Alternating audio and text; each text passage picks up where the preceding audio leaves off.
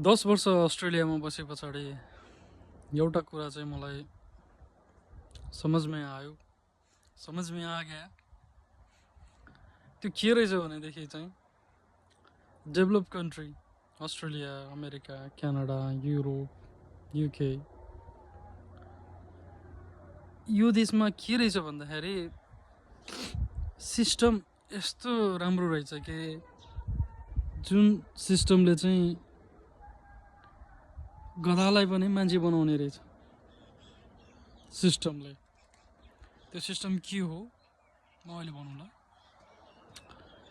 र Nepal, India, Pakistan, Sri Lanka, Bangladesh, Maldives, Philippines, जति पनि एसियन कन्ट्रीहरू भयो, गरिब कन्ट्रीहरू भयो, अफ्रिकन कन्ट्रीहरूमा चाहिँ के रहेछ भने यिनीहरूले चाहिँ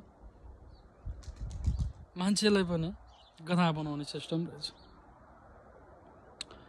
अब म भन्छु के रहेछ त त्यो सिस्टम है। अस्ट्रेलियामा अब म यहाँ भएको कारणले गर्दाखेरि चाहिँ म भन्न सक्छु, तर म चाहिँ के सोच्छु भने अमेरिका, क्यानाडा, युकेमा पनि यही सिस्टम छ होइन। म बिलिभ गर्छु त्यो।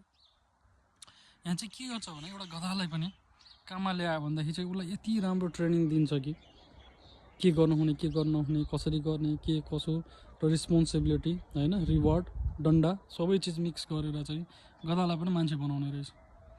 भनेदेखि हाम्रो जस्तो देशमा चाहिँ मान्छे आयो भने पनि गर्न नदिने, यो गर, यो नगर, त्यो नगर, किन गरेको, त्यस्तो किन गरेको, त्यसलाई किन समातेको होइन भनेर चाहिँ नेताहरूले चाहिँ माथिबाट चाहिँ कराइरहने र आफूभन्दा माथिकाहरू पनि झोले भएको कारणले गर्दाखेरि चाहिँ राम्रोसँग काम गर्न नदिने भएको कारणले गर्दाखेरि चाहिँ यहाँ मान्छे पनि, राम्रो मान्छे पनि गधा भएर चाहिँ बाँच्नुपर्ने स्थिति चाहिँ रहेछ है। अब कुरो यति नै हो। अब धेरै लामो कुरो गरौँ भने म धेरै लामो कुरो गर्न सक्छु, अहिलेलाई चाहिँ यति नै राखौँ।